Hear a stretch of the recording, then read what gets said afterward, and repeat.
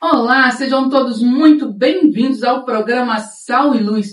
Aqui você encontra a luz para a sua vida e um tempero especial para o seu dia. Nós estamos aqui hoje para levar vida à tua casa e hoje nós teremos um assunto maravilhoso. Vamos falar sobre cura, sobre libertação através da paternidade de Deus. Não é mesmo, Jefferson? É isso aí.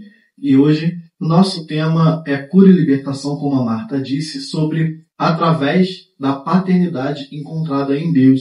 E para isso, Luiz, a gente convidou uma pessoa muito especial, uma pastora que teve a vida ressignificada, né, Marta? E olha, é maravilhoso demais. Só que antes da gente falar quem é, Luiz, agradece os nossos patrocinadores? Isso. Claro! Tudo bem? Seja bem-vindo a mais um programa Sal e Luz. Nós queremos agradecer a Lifestyle e também a Casa Olímpica do Seu Geraldo.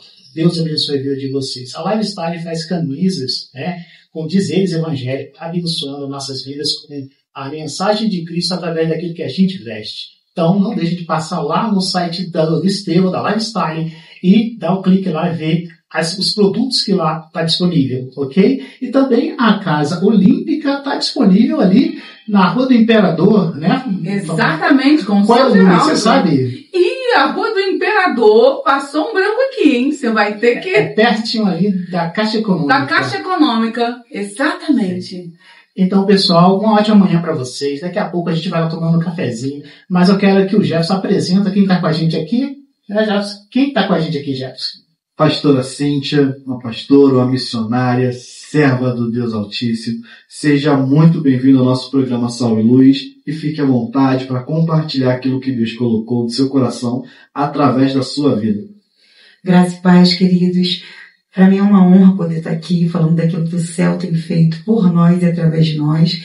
E eu espero que você na sua casa seja alcançado com a bondade e a graça que Deus tem liberado sobre as nossas vidas. Que coisa linda, gente. E a pastora Cíntia experimentou a bondade de Deus, a transformação na sua vida geracional, né? Foi maravilhosa. Pastora, conta um pouquinho pra gente quem era a Cíntia antes do encontro com esse Deus maravilhoso. Então, eu não tinha nem nome, né? Porque eu tinha muitos apelidos. Eu venho de uma família oriunda da Assembleia de Deus, meus avós eram pastores da Assembleia de Deus. Meus avós foram casados há 60 anos, casaram muito novinhos e só a morte os separou. Mas, infelizmente, a minha mãe se desviou bem cedinho, aos 20 anos do Evangelho. E a minha mãe escolheu alguém que não tinha nenhum princípio bíblico, nenhum princípio da palavra para se envolver. E aí, nesse relacionamento, a minha mãe engravida de mim. Pensa na festa que foi, né? Não foi. E a minha mãe engravida de mim, e há mais de 40 anos atrás, a igreja trabalhava essa menina quando desvia, essa menina quando engravida antes do casamento, ela precisa casar, mesmo não tendo nenhum tipo de relacionamento, de conhecimento dessa pessoa. Foi um flerte que acabou numa cama. E a minha mãe vai casar, vai morar com meu pai, porque está grávida de mim. E o meu pai é de uma família extremamente longe de todo e qualquer princípio. Uma família de alcoólatras, viciados. Meu pai era extremamente viciado em bebida alcoólica. Meu pai morreu aos 54 anos, vitimado por HIV, de uma tuberculose proveniente de um HIV. E a minha mãe ficou dentro desse relacionamento durante 12 anos. Um relacionamento muito conturbado, muito violento. A correção do meu pai comigo, por exemplo, é: eu vou bater em você, eu vou matar você e eu vou beber o seu sangue. Era assim que meu pai se relacionava com a gente. Que coisa macabra, hein? Era assim que ele se relacionava. Pra você ter noção, dava sexta-feira na nossa casa, a gente ficava muito amedrontado, porque ele sumia. Quando ele voltava, ele matava os animais na mão mesmo, ele queimava tudo que tinha dentro de casa, roupas, ele quebrava tudo que tinha dentro de casa. Então nós fomos criados à margem da sociedade. Os vizinhos não queriam envolvimento dos filhos deles com os filhos dos meus pais, por conta de quem nós representávamos na rua. Mas nós tínhamos essa avó que era uma mulher de oração, que mesmo dentro desse cenário nunca desistiu, que orava e profetizava muito do que eu estou vivendo hoje. E aí eu cresço nesse ambiente muito agressiva. Eu sempre resolvi tudo na mão, sabe? De forma violenta. Eu sempre fui uma pessoa muito violenta, não sabia dialogar. Aos 14, 15 anos eu já subia a favela para frequentar baile de favela. Já era usuária de drogas e vivi sem uma figura de autoridade. Então tudo foi muito precoce na minha vida.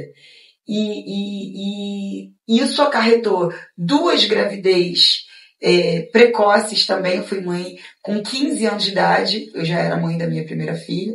Aos 18 anos para 19 já estava grávida de novo de uma outra pessoa, e sempre nesse ambiente de promiscuidade, de violência, de desgoverno, até que Jesus chegasse. E isso tudo gerou ciclos, né? Ciclos de traumas, de gerações, ciclos repetitivos, né? Que a gente fala hoje, geracional. Mas qual foi o momento em que você viu que você não tinha uma identidade? Então, quando eu começo a entrar, frequentar a baile de favela, por causa dessa necessidade de pertencimento, a gente acaba fazendo alianças com ambientes que te dão poder. E aí a droga te leva para esse ambiente, onde quem tem mais poder protege essa mulher de periferia, essa mulher negra, essa mulher de 1,70 m, que já era careca na época, toda tatuada, e que chega já, ninguém grita comigo. Eu vou para esse lugar já com poder e faço aliança com pessoas erradas. Nesse ambiente eu perco muitos amigos assassinados. Algumas emboscadas no meio do caminho. E Deus me livrou de algumas delas. Interessante eu estar aqui agora, porque num evento que eu fui ministrar a respeito de libertação, alguns meses atrás, eu estava ministrando para um público de 230 pessoas, e no final alguém me retirou desse ambiente e me levou para um outro ambiente, porque um homem queria falar comigo. E quando ele entrou no ambiente, eu descobri que era um dos milicianos que tentaram contra a minha vida lá atrás. E que agora se converteu e que estava no meio dessa palestra que eu fazia de libertação. E ele veio me pedir perdão. E eu descobri, nessa conversa com esse rapaz, que hoje é convertido, que passou 20 anos preso, que é o tempo que eu tenho de evangelho, né? Eu tenho 26 anos de evangelho. Ele pegou 20 anos de cadeia e ele falou assim para mim: Cíntia, ouvindo o seu testemunho, você conta de 3 episódios específicos, né? Que foi quando eu perdi alguns amigos e que Deus me livrou da morte. Mas ele relata alguns momentos que eu não sabia, mas que ele tinha ido junto com esse grupo para me exterminar junto com as pessoas que eu estava, mas que naquela hora alguma coisa deu errado e que hoje a gente sabe que é o próprio Deus. Quando chega nesse ambiente onde todo mundo que está junto, que dá essa segurança, acaba sendo assassinado, e eu fico assim, chegou uma hora que a minha mãe já tinha medo de me receber em casa. Que eu sou excluída de ambientes familiares para não colocar outras pessoas em risco. E aí eu entro num culto e entro de uma forma muito aleatória. Entro num culto porque não fui convidada para um baile que tinha ao lado dessa igreja evangélica, e eu e uma amiga tivemos a ideia de frequentar essa vigília, porque desse culto nós conseguiríamos ver o que estava acontecendo no terreno ao lado. Então, deixa eu te falar, foi proposital, mas não por causa da vigília. Não por causa da vigília. Olha só isso. Mas para ter acesso a esse baile, porque eu não podia entrar, porque 15 dias anteriores tinha havido esse extermínio no bairro. Então, é melhor que ela não esteja, porque ela pode trazer risco para as pessoas que estão aqui. Ninguém queria, na verdade, nem as próprias pessoas, da família, dos seus vizinhos, e nem agora amigos. Os amigos que você tinha feito queriam estar perto de você. Sim. Aconteceram muitas coisas nessa época e, assim, ficou arriscado. E aí nós fomos, eu e essa amiga. Quando nós chegamos lá, nós nos envolvemos com o ambiente. Porque, eu até falava isso na semana passada, não dá para fingir num ambiente que Jesus está. No ambiente que Jesus está, Jesus está. E aí, tudo é por Ele, tudo é em relação a ele. Ele enche todo o ambiente. Aí o som externo, ele foi findando, não tinha mais atrativo do lado de fora, porque o que acontecia dentro era maior do que qualquer coisa que pudesse se explicar. E eu me lembro que o rapaz que estava pregando, ele falava sobre um filho. Hoje eu sei que é a parábola de Lucas 15, falando sobre o filho pródigo, mas ele falava de alguém que tinha tudo dentro de casa e que tinha ido para uma situação a ponto de desejar se alimentar com porcos.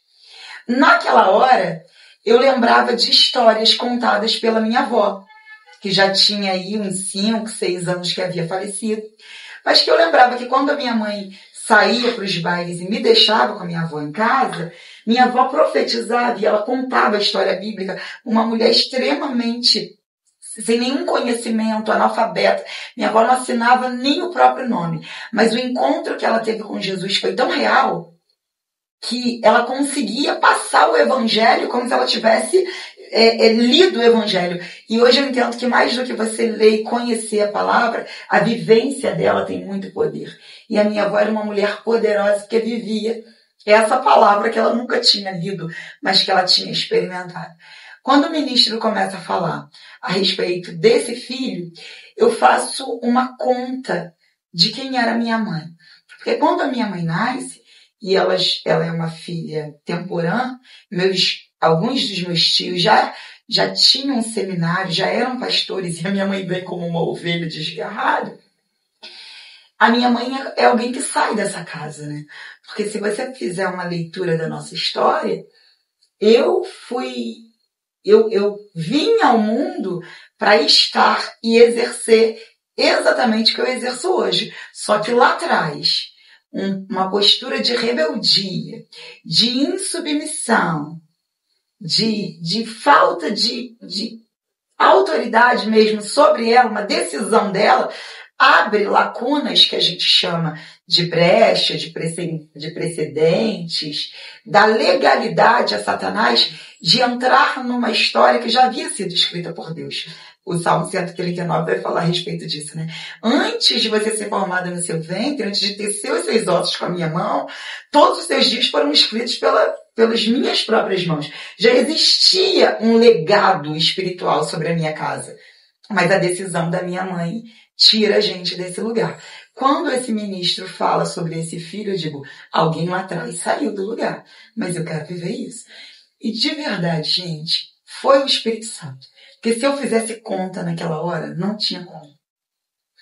Quando eu me vi, eu já estava lá rendida ao Deus da minha avó e fazendo a oração de confissão.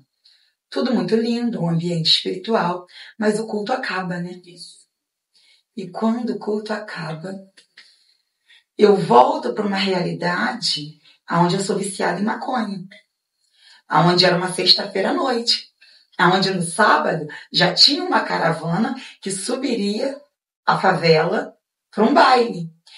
Onde a gente já acorda de manhã, sentado na esquina, tomando uma cerveja e todo mundo curtindo. Eu vou para onde? Aí é o ponto. Eu quero, nesse momento, ir para o comercial e já volta, que você vai saber qual é o ponto que ela vai falar nesse momento. Luiz, antes do comercial, é o tempo de você se preparar para o nosso cafezinho.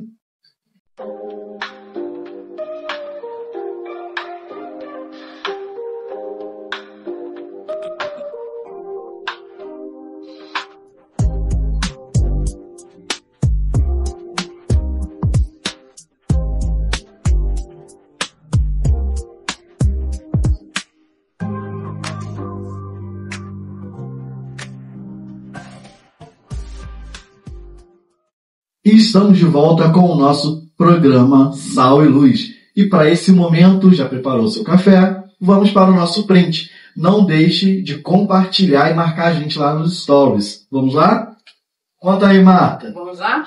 1, 2, 3. Mais um. Pronto. E é isso aí. Pastora, você falou que teve um momento, que teve um encontro com Deus Pai, que foi o que passou no primeiro bloco. Mas Você disse, começou a querer dizer que foi algo naquele momento. Como foi o depois da sua decisão?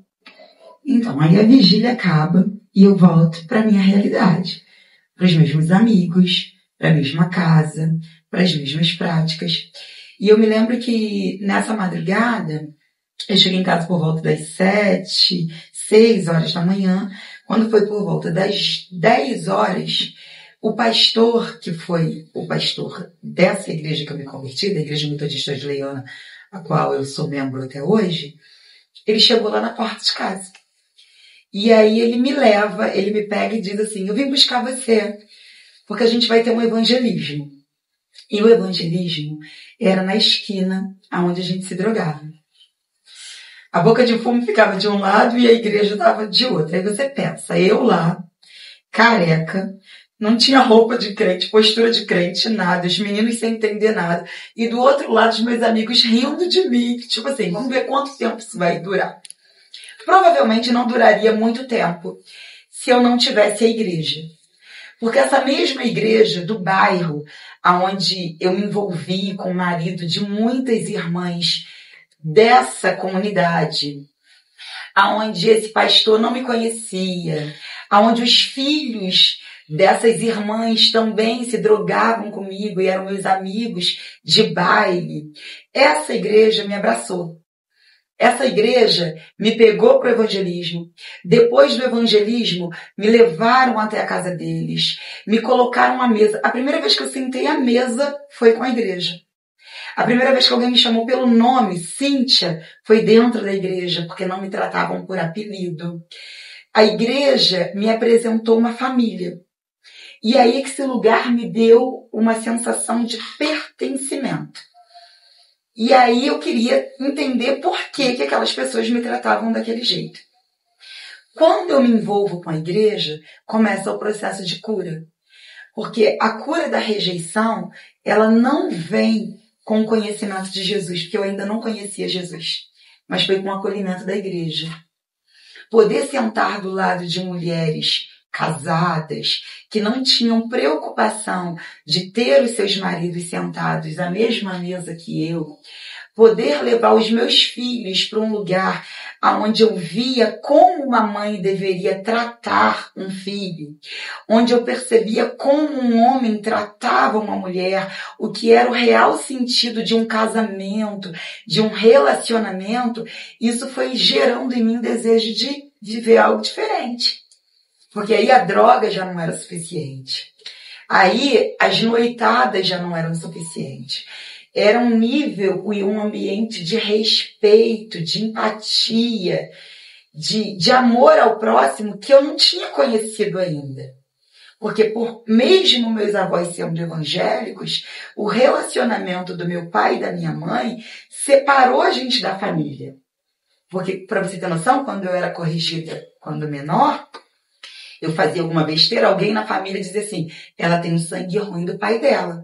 Ninguém queria o meu pai bêbado, o meu pai alcoólatra, o meu pai violento, esse homem que a minha mãe escolheu no seio da família. Eu nunca havia sido convidada, por exemplo, para um aniversário infantil.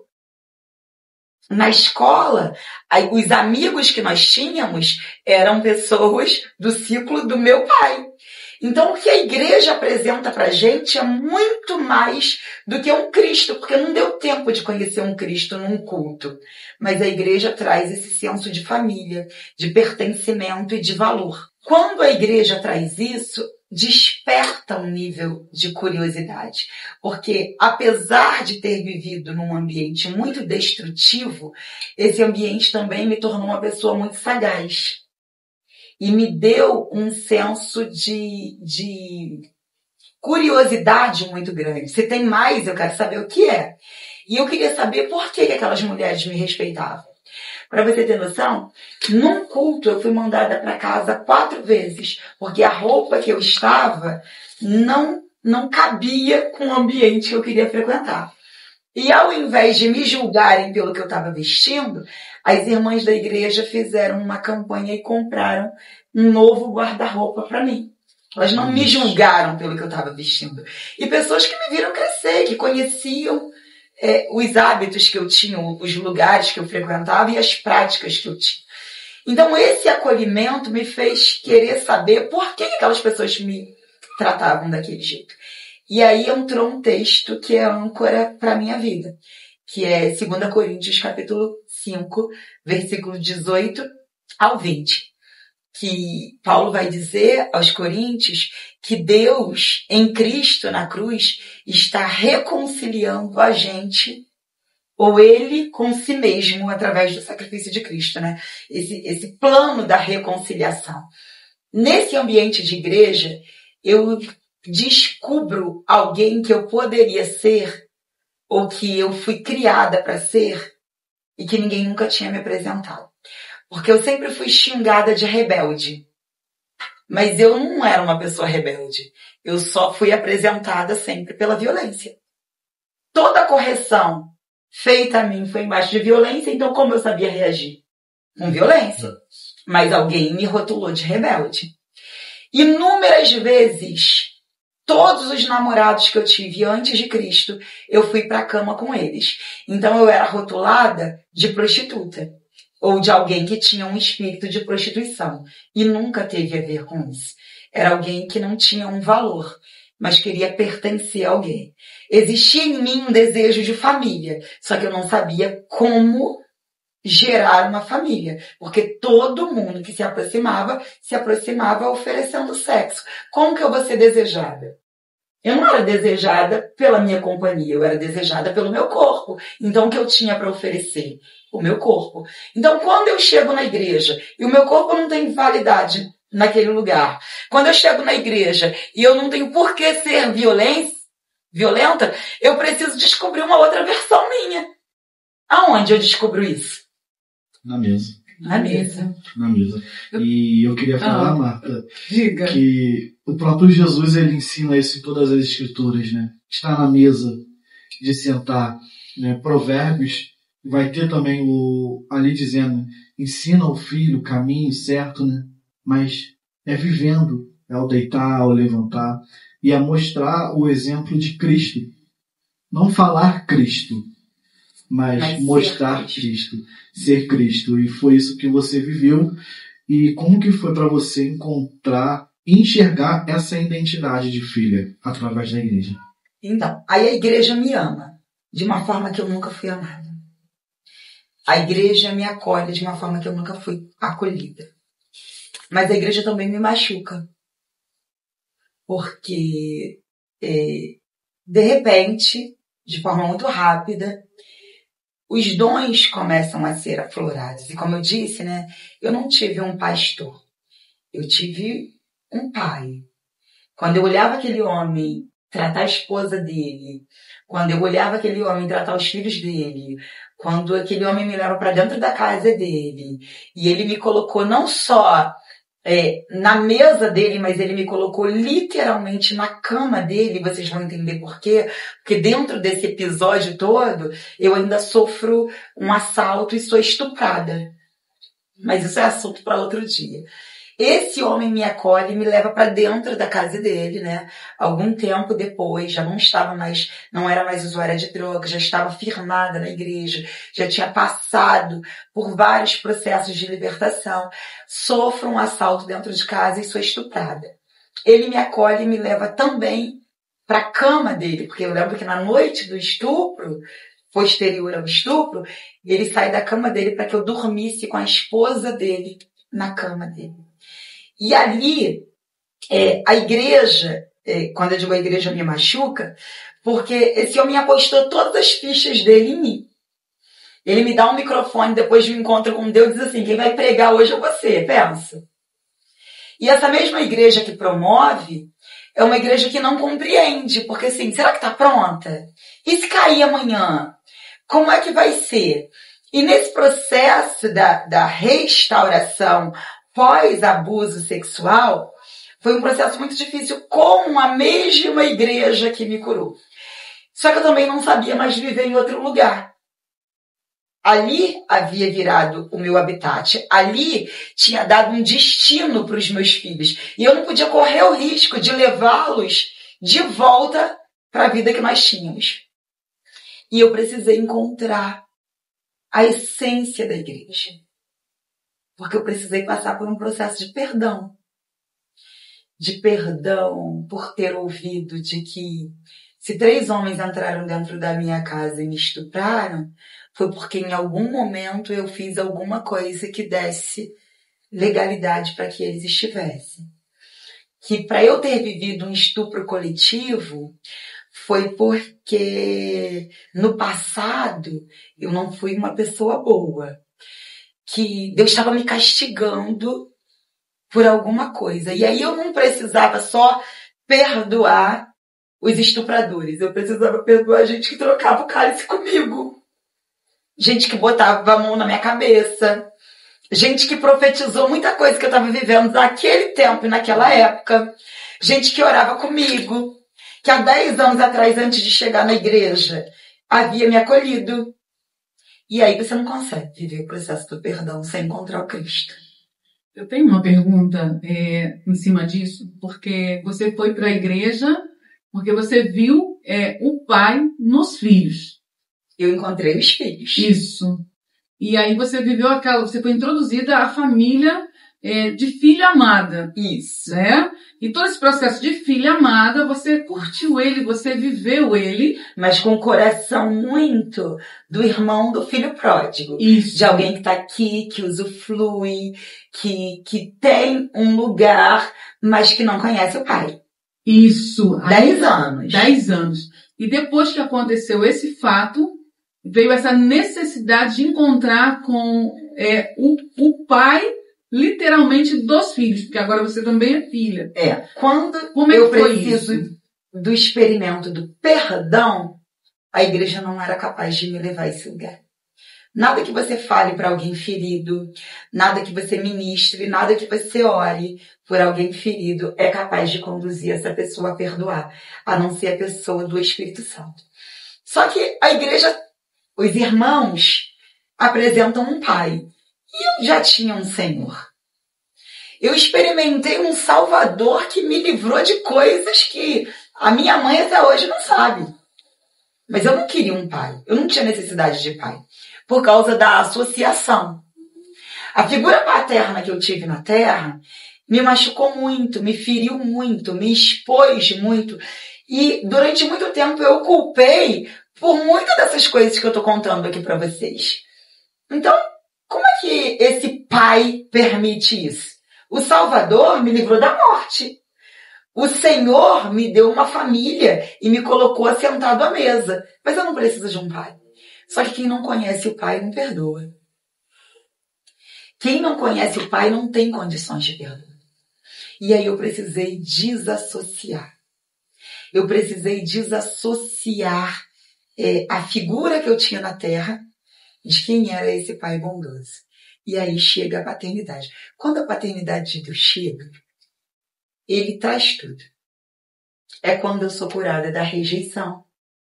Porque a igreja me deu o senso de pertencimento, mas não curou as faltas. O pai cura. E como foi o processo de desassociar a paternidade terrena para você conseguir encontrar em Deus a paternidade verdadeira? Então, quando a gente faz essa leitura, quando a gente faz esse mapeamento da história, você descobre que Deus estava lá. E não estava lá como um pai ausente. E não estava lá como um pai carrasco, como um pai indiferente. Mas estava lá como um pai amoroso, como um pai protetor, como um pai zeloso, que nunca desistiu. Eu digo a você que, assim, eu nasci com um legado e uma linhagem pastoral sobre a minha vida. E a escolha da minha mãe tira a gente disso. Mas porque nós continuamos, quando eu falo nós, é porque eu tenho um irmão. Nós continuamos embaixo da mesma escolha da minha mãe. No dia que o pai se apresenta e a gente escolhe ser filiado ou decide ou se permite ser filiado por Deus e não só governado por Ele, aí você descobre que assim, Ele sempre esteve lá. Quando os homens entram, por exemplo, na minha casa e me estupram, o Pai guardou a minha vida, guardou a vida da minha mãe, do meu filho de 4 anos que estava no quarto, do meu irmão que presenciou isso, da minha filha que naquela noite não estava dormindo lá. Quando inúmeras vezes eu subi e desci favela, em ambientes terríveis, que nem dá para descrever agora, o Pai estava lá guardando. Quando 3 amigos são assassinados numa emboscada e o meu carro passa de forma ilesa, o Pai estava lá me guardando. Quando 2 amigos são emboscados numa cachoeira e alguém me puxa e me tira da mira das balas, o Pai estava lá me guardando. Quando hoje eu posso estar aqui dizendo para você que um ex-miliciano me parou para que eu orasse por ele, para pedir perdão, porque livramentos que eu nem sabia que eu tinha vivenciado, mas ele declarou que naquele dia alguma coisa me livrou, quem estava lá? Era o Pai. Meu pai não tinha condições de me proteger dessas coisas, mesmo que ele fosse o melhor pai do mundo. Se ele tivesse sido o pai mais protetor do mundo, a pessoa mais temente a Deus, ele não teria condições de fazer isso. Então não tem como associar. A paternidade divina ela é perfeita. A paternidade divina ela é completa. E quando é que eu encontro isso? Eu encontro isso na cruz do Calvário. Quando ele entrega o Filho. A justiça de Deus é estabelecida ali e me dá acesso a essa paternidade. Me dá direito a esse espírito de adoção. Que aí eu já não vivo mais como uma criatura. Os direitos de Jesus são meus, porque hoje eu sou co-herdeira nele. Como é que isso acontece, Cíntia? Através da igreja. Porque se eu não conhecesse a igreja, eu nunca conheceria o Cristo. A igreja é o corpo dele. E aí não tem como associar. As pessoas são falhas, elas vão continuar falhando com a gente continua rindo e chorando no meio da igreja. O corpo continua se ferindo, mas o corpo revela o Cristo. E aí quando você olha para o Cristo perfeito, sabe? Sem nenhuma mácula, sem nenhum defeito, não tem como associar. Você não associa pastoreio, você não associa a nenhum tipo de autoridade, nenhum tipo de liderança, porque a gente está aqui por causa dele. A oração do Pai Nosso revela isso. O Pai é nosso. E esse Pai que não poupou o Filho dele, ele também não me poupou de muita coisa, mas ele me guardou e usou tudo isso com grande propósito, porque Deus não desperdiça nada. Com certeza. E amém por essa vida. A gente vai falar sobre propósito daqui a pouquinho, então fiquem ligados aí. Mas queria te fazer uma pergunta. Hoje, você olhando todo o cenário que você viveu, o que significa ser filha amada? Então, eu não sei viver em outro lugar, né? Eu costumo dizer que a paternidade de Deus, ela me empoderou. Então ninguém me tira disso. Eu tenho autoridade, a Bíblia diz, fala a respeito disso em Efésios, para estar assentada em Cristo, em regiões celestiais, acima de principados, potestades, domínios e poderes. Então eu estou no lugar mais alto que a terra pode ter um ser humano. Eu posso de verdade todas as coisas no Deus que me fortalece. E aí, quando eu falo disso, eu não estou falando de bênçãos não, porque quem caminha junto sabe que se eu pudesse falar do meu testemunho, a gente ia ficar aqui semanas e até anos, porque as situações ainda continuam. Porém, hoje eu tenho os direitos de Cristo. E aí ter o conhecimento disso me empodera, porque hoje eu tenho uma identidade que me foi dada pelo Pai. Hoje eu tenho um propósito, um destino. Eu sei para onde eu estou indo. Hoje existe um governo sobre a minha vida, o que nunca existiu na minha infância. Eu tenho uma aliança com o Rei dos Reis, Senhor dos Senhores. Você tem noção do que é isso? Se uma aliança lá atrás, com um pastor, com uma igreja, já me livrou de tanta coisa, você imagina eu hoje ser aliançada com o maior governo que existe no céu e na terra? E hoje eu tenho valor. Então ninguém tira isso de mim. Isso é a herança que Cristo me deu e que veio do Pai. Que tremendo, hein? Eu tenho uma pergunta para você que às vezes vai tocar no coração até de quem está nos assistindo, que muitas das vezes a gente se apega, Cíntia, a muita coisa como nossa defesa, né? Como aquilo que vai defender a minha vida, a minha própria carne. Me apego a coisas que vão abrir portas para mim. Antes você tinha esse apego, antes de conhecer o Pai, que é o nosso Deus maravilhoso, você tinha um apego. Eu queria que você falasse como foi que acendeu a luz para você, que aquilo não ia garantir o que você precisava e que você encontrou só em Cristo Jesus. Eu tinha muitos apegos. Automaticamente, dentro dessa história, muita dependência emocional, né? Para você ter noção, eu fiquei dentro de um relacionamento há 15 anos, onde a pessoa saía com todas as minhas amigas, onde me traía na cara dura e dizia assim para mim, um dia, quando eu casar, eu vou casar com você, mas você me espera aí. E assim, essa dependência emocional. E eu precisei, e também os vícios eram muitos. E aí eu falo isso e às vezes eu trago até escândalo. Cíntia, você deixou de gostar? Você deixou de sentir prazer nessas coisas? Não, eu fiz conta. Eu vivi mais de 10 anos em alguns ambientes dependentes e usuária de muitas coisas que só tiraram de mim essa identidade de filha amada. Quando eu chego em Jesus, eu descubro que Ele é suficiente.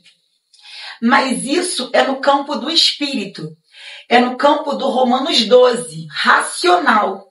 Porque se eu ficar no campo do emocional, eu vou ter gatilhos. E dentro dos gatilhos eu volto para esses lugares. Por isso que Paulo diz que eu preciso me apresentar de uma forma racional. Eu experimentei a verdade da palavra. Preciso decidir permanecer nela para que eu esteja liberta. E aí Cristo vai me ser suficiente. Se eu for para o campo do emocional, eu sempre vou ter falta. Porque todo excesso revela uma falta. Então a gente precisa de verdade aprender a ser uma igreja racional. A filiação em Cristo é algo racional. Porque senão, no dia que não está do jeito que você gostaria que estivesse, você volta atrás. Porque a sua alma tem necessidades. E elas continuam aqui. Só que a palavra de Deus me dá a clareza de que isso não é o que é para mim. E aí eu renuncio. Eu acredito que isso é o evangelho. É Jesus dizendo, quem quiser vir após mim, o que você vai precisar fazer? Negar a si mesmo. Isso é uma decisão racional, não é emocional.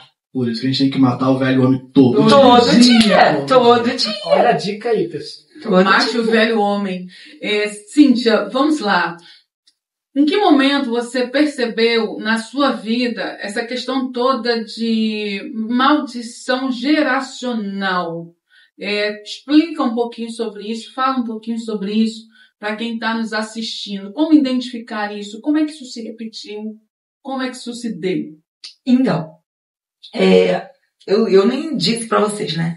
Eu sou casada com Kleber, eu sou mãe da Silvia, a Silvia tem 25 anos de idade, o João Pedro tem 22 anos de idade, o Azaf tem 13 anos de idade e a Laura tem 4 anos de idade. Quando eu chego no Evangelho, eu já chego com a Silvia e o João, que são filhos, frutos desses relacionamentos antes do encontro com Cristo. E a Silvia chega de 15 para 16 anos de idade, embaixo de toda essa palavra de maldição, de uma mãe que não casou.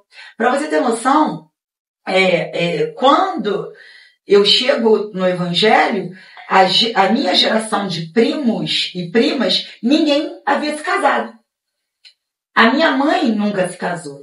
Então a gente vem dessa herança de Namorou, engravidou, vai morar com a pessoa, não deu certo, solta, vai para outra pessoa. E isso era um dos muitos medos que eu tinha em relação a Silvinha. Porque eu não queria que a minha filha experimentasse as coisas que eu havia experimentado. E interessante que hoje eu trabalho com heranças espirituais, mas eu não tinha consciência disso. Mas eu já orava quebrando maldições. Porque como eu disse para vocês no início, a minha avó teve 60 anos de casada. Só que depois dela, ninguém mais na família havia se casado, né? Fora os meus tios, meu tio que é pastor, e um outro tio que eu tinha, ninguém mais havia se casado. E quem se casou, divorciou. E aquilo mexia muito comigo. E eu já orava, dizendo, eu não quero essa história para minha filha, mas também tinha pavor de casamento. Até que um dia eu fui ministrada, não sei se eu posso falar aqui, mas pelo Silk, a pastora Tânia Tereza. Eu havia feito um aborto e eu tomei o medicamento, fiz o aborto, e coisa de 15 dias depois eu descobri que eu estava grávida. Tinha acabado de passar pela coretagem e eu descobri que eu estava grávida. Nossa. E ganhei o Silk. Quando eu ganho o Silk e vou fazer o Silk, a pastora Tânia Tereza fala sobre maldição hereditária. E ela fala exatamente sobre aborto. Quando eu chego no Silk porque o meu médico obstetra me aconselhou a fazer a interrupção da gravidez. Porque posterior ao aborto, eu entro numa gravidez gemelar. E ele disse assim, olha, você fez um aborto, acabou de tomar a vacina contra HPV, porque eu era adolescente, né, gente? Então eu tomava a vacina. E essas crianças vão nascer comprometidas. E, com 18 anos, ter 2 crianças comprometidas, vamos interromper a gravidez. Só que eu já tinha ido à igreja. E eu já tinha entregue a minha vida para Jesus. E aí esse mesmo pastor, o pastor Natanael Lima, meu amigo, falou, você confia em Deus? É meu pastor até hoje. Eu falei que sim, né? Naquele Deus que a igreja havia me apresentado. Ele falou, então a gente vai orar. E essa criança não vem comprometida. Uma amiga me apresenta o Silk e lá a pastora Tânia Tereza fala a respeito de maldição hereditária. E ela fala sobre aborto, de mulheres que geram filhos no túmulo de um irmão que havia sido morto antes. E isso ficou preso em mim, porque eu estava gerando 2 crianças num túmulo. Ainda existia resquícios da morte, do assassinato que eu havia cometido. E ela deu a chave. Ela falou, todo pecado confessado, ele é perdoado. E todo pecado confessado, ele gera a quebra de maldição. Naquele dia ali, hoje eu tenho uma consciência maior, né? Que você vai ver, por exemplo, no livro de Daniel fazendo isso, fazendo a conta do cativeiro babilônico e percebendo que o tempo já acabou, mas se arrependendo dos pecados da sua geração, dos seus pais.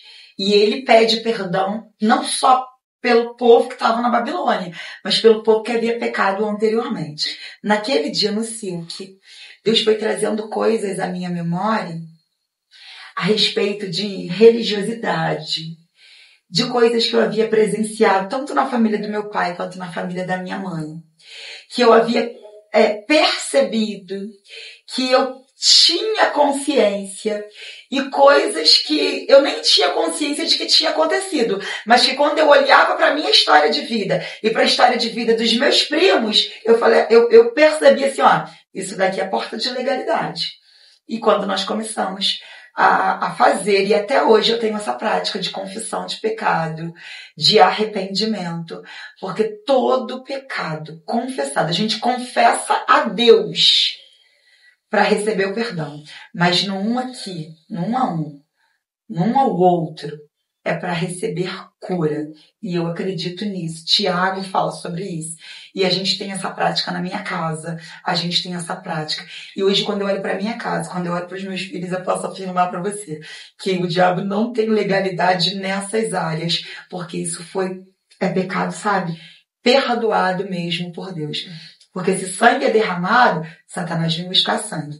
Tanto que, quando eu saio do Silk, aos 5 meses de gravidez, eu passo por um aborto espontâneo. E aí, um dos embriões, né, é expelido do meu corpo, só ficou o João. E naquela hora ali, era a paga pelo sangue que eu havia derramado inocentemente. Porque legalidade é a única coisa que impede o céu de trabalhar na vida da gente. Se existe legalidade, o inferno tem autoridade para tocar. E aí, o que mais existia na minha vida era legalidade. E eu precisava fechar essas portas e vivo até hoje com essa prática de confissão de pecado mesmo. E pecado confessado, pecado perdoado. Meus filhos não têm essa herança. Eles hoje vivem embaixo de um legado que nós recebemos da filiação. Acredito no princípio bíblico, que o Cristo, ele nos resgatou do império das trevas e nos transferiu para o reino do Filho do teu amor. Aqui existia um governo. Aqui existe outro governo. E embaixo desse governo, tudo que a gente recebe do Pai. Se não houver legalidade, aqui não interfere aqui. E eu acredito nisso, vivo isso, testemunho isso. Uau. Eu vou falar uma coisa para vocês. O poder da confissão. Guarda esse tema. Às vezes Deus dá pra gente as revelações no meio do programa, sabe? Que aí gera outro tema para um outro programa. E eu cheguei a ficar... Como eu arrepiado. O poder da confissão. Não, o poder da confissão. Uau. O poder da confissão transforma vidas. E um novo ciclo, né, começa. Como é que foi para você, nas suas emoções, passar por tudo isso e hoje sentir uma leveza na sua vida, nas suas decisões? Deixa eu voltar só um pouquinho para falar sobre o poder da confissão. A gente precisa entender que a Bíblia é o próprio Deus, é a palavra, é Jesus. E ela vai dizer que nós temos um justo juiz, mas também representa um advogado. Quando você vai para Jó, por exemplo, capítulo 1, você vai dizer que quem dá testemunho de Jó, você vai ver que quem dá testemunho de Jó é o próprio Deus. É Deus que aponta Jó para o diabo, que chama a atenção do caráter e da índole de Jó ao diabo. Quando você confessa algo a Deus, quando o diabo vem acusar, Jesus já se apresenta. Existe um tribunal no céu, né? E Jesus já se apresenta. Por que a gente tem ficado, a igreja de Cristo tem estado presa ao diabo? Porque a gente tem tido segredos com ele. E aí, quando acontece alguma coisa, o diabo vem aqui e te prende, ó. Uma vez que você pecou e disse, Jesus, olha só, tem misericórdia de mim. E o diabo vai apresentar a Deus aquilo que você falhou, Jesus se apresenta aqui, ó, na frente. Não, é verdade. Mas ela já confessou a mim. Então ele te justifica. Tiago vai falar sobre isso. A oração de um justo, de alguém que foi lá, que confessou e já foi justificado pelo sangue de Cristo. Ninguém pode.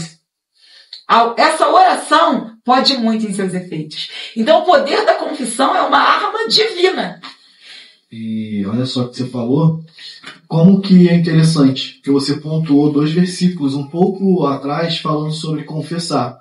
Sim. Que a gente confessa para Deus, mas é o 1 a 1 que traz a cura.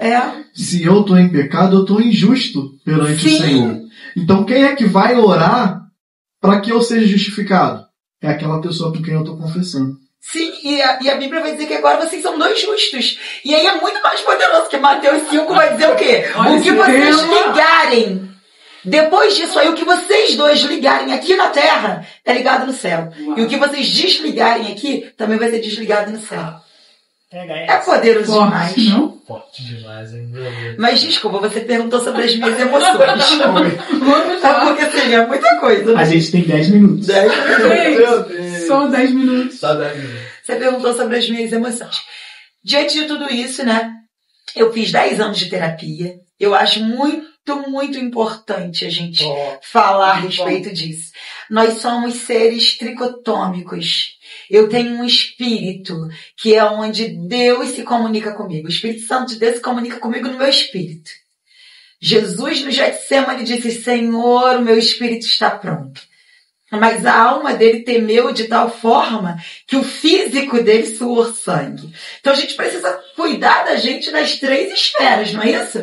O meu espírito está pronto para muita coisa, mas emocionalmente eu ainda tenho alguns gatilhos. E aí eu trato isso na terapia. Hoje não faço mais, estou precisando voltar.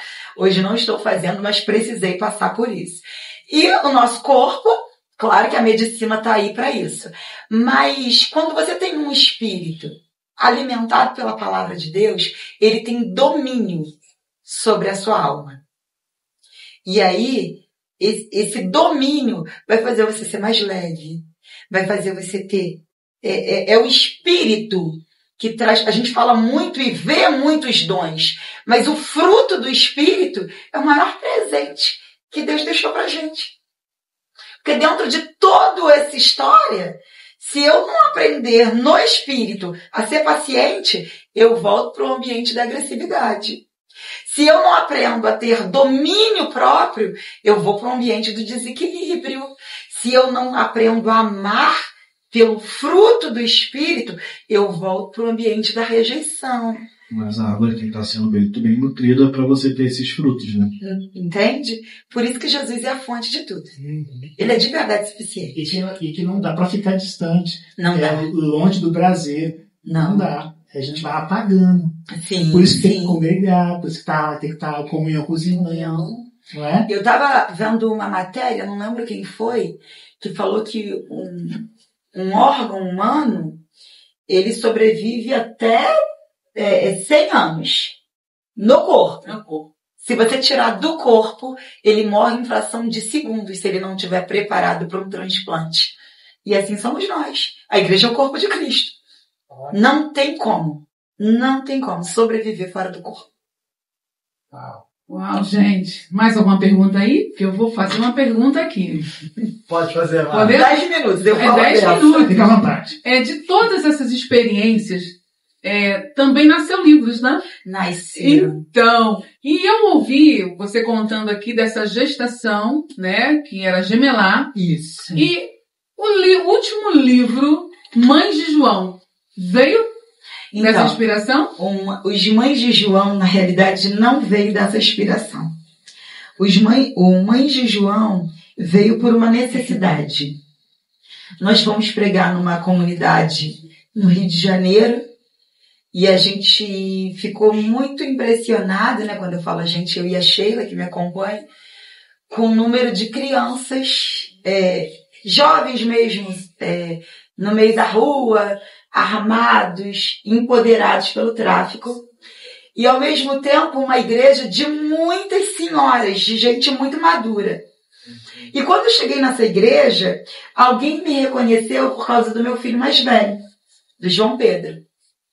E ele perguntou assim pra mim, você é mãe de João, né? Aí eu falei pra ele assim, sou. Aí ele falou assim, o testemunho de vocês de paternidade me curou. Quando eu voltei para casa naquela madrugada, eu falei, eu preciso fazer alguma coisa. Deus não me fez mãe de tantos filhos por acaso. E aí Deus me deu o texto de Lucas, quando Gabriel visita Isabel, visita Zacarias e diz para Zacarias assim, olha, sua esposa Isabel vai gerar. Só que não vai gerar qualquer pessoa. Vai gerar um que vai redimir Israel, que vai preparar o caminho para o Messias. Naquele dia eu falei, eu preciso discipular as mães de João. Nós precisamos gerar pessoas que vão preparar o caminho para a volta de Jesus.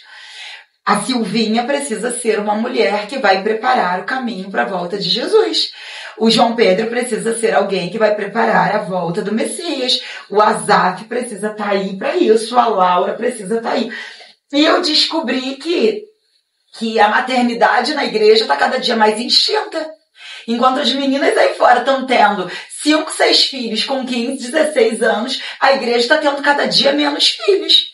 Quem é que vai preparar o caminho do Messias? João Batista veio para isso. Meus filhos precisam fazer isso. E a responsabilidade é de quem? É de quem gera. Por que Deus escolheu Isabel, velha, estéril, no meio de tanta gente, para gerar João um pouquinho antes da vinda de Jesus. Aí eu falei, eu preciso despertar essas mulheres. Eu preciso despertar as mães de João. Meu Deus. E aí esse livro está chegando agora esse mês pra gente. Olha aí, a gente vai ter que marcar um outro programa para vir falar somente desse livro, Mulheres que Geram João. Gente, combinado? Isso é lindo demais. Combinado. E eu concordo muito com o que você falou. Falo muito. Até contigo, né? Já briguei com ele aqui, falando sobre isso. Já perdoei. Falando sobre isso, sobre gerar. Que o mundo está gerando, mas a igreja deixou de gerar. E com propósito. Na verdade. E não está cumprindo um propósito. E não cumprindo crescer e multiplicar.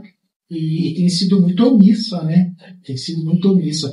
Você vê, quando você ouve de um cristão falar que tem medo de ser mãe, tem medo de ser pai, poxa, imagina, não, o mundo está tão difícil, já ouviu isso? O mundo está tão difícil, eu botar um filho nesse mundo, não vou. Cristão falando isso. Eu já vi crente fazendo conta financeira para ter filhos. Olha, pensa. Quem está ouvindo isso aí, ó, tá fazendo conta? Olha isso aí. Agora deixa eu te contar, nunca foi a respeito de infertilidade. Mas dentro desse propósito, nós já temos testemunho de 7 mulheres que não podiam engravidar, mas que já estão gerando. E as crianças, a gente começou a falar sobre a mãe de João em outubro do ano passado, e as crianças já estão para nascer agora. 7 pessoas com diagnóstico de que não podiam gerar e que já estão gerando. Porque assim, no céu, quando libera alguma coisa, já está pronto. Quando Gabriel se apresenta tanto a Maria quanto a Isabel, ele diz, o menino tem nome, João. O menino tem nome, Jesus. E aí eu acho que é tempo da gente chamar pelo nome aquilo que já está pronto no céu. E isso vai ter existência na terra, vai se materializar. Meu Deus do céu. Agora, para a gente finalizar, porque o tempo não deixa, não permite. Poxa. Eu gostaria muito que você deixasse uma mensagem para essa câmera aqui, para as pessoas, para as mães principalmente, né, que estão na mesma que você está vivendo essas situações de violência, que não tem referência de pai e às vezes nem de mãe. Nem de mãe. Normalmente a mãe é muito próxima, né? Mas às vezes nem de mãe. A mãe é aquela que dá mau exemplo. Tá? E como é que você pode, nesse momento, falar para elas, trazendo caminho, norte, que a gente sabe que só em Jesus? Eu acho que o ponto principal daquilo que a gente conseguiu abordar hoje aqui é que Deus não tem nada a ver com isso, que é o título de um dos nossos livros. Às vezes a gente atribui muita coisa que acontece ao próprio Deus como se Ele tivesse nos abandonado, e Ele nunca nos abandonou. E Ele vai dizer na sua palavra que se fosse possível que uma mãe se esquecesse de um filho que amamenta, Ele jamais se esqueceria da gente. Esse amor, Ele é eterno.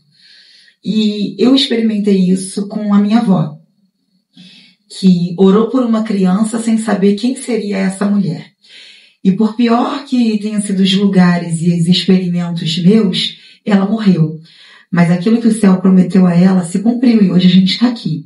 Então que você não desista, que você confie na eternidade, que você confie no céu, naquilo que um dia saiu da boca de Deus, porque a Bíblia vai dizer que céus e terras passarão, mas que aquilo que sai da boca de Deus é eterno, porque Ele é fiel a si mesmo. Então não desista. Não desista daquilo que o céu prometeu, não desista daquilo que o céu falou a respeito dos seus filhos, da sua casa, da sua família. Seja uma mãe de João, seja um homem de Deus, ande confiando na palavra, porque ela é eterna, e que a paternidade de Deus te alcance. Que tudo que tem o seu nome, que tudo que tem o seu sobrenome, que tudo que carregue o seu sangue, seja transferido do império das trevas e comece a florescer no governo do Filho do amor de Deus. Que essa herança conquistada por Cristo Jesus chegue à sua casa, à sua família, ao teu sobrenome. Em nome de Jesus. Muito obrigado. Jefferson, Marta, quer falar alguma coisa? Apenas sobre isso, que os filhos, vocês possam ver o pai nos filhos, mas os filhos possam apresentar esses novos filhos adotados ao pai. E isso é maravilhoso, foi muito bom, viu? Obrigado por ter vindo e ter dito sim, né? Para Sal e Luz. Não sei se você ainda está preso a algum trauma geracional, algum ciclo geracional. Mas o que foi conversado aqui hoje, existe um pai que quer quebrar todos esses ciclos e te dar uma identidade. Amém.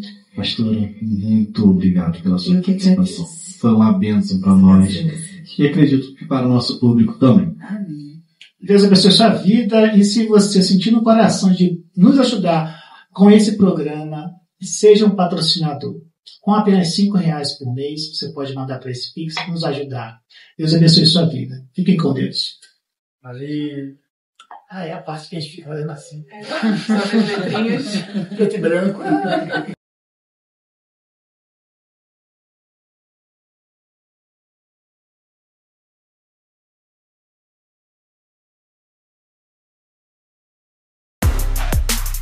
Produção Rede Sal e Luz.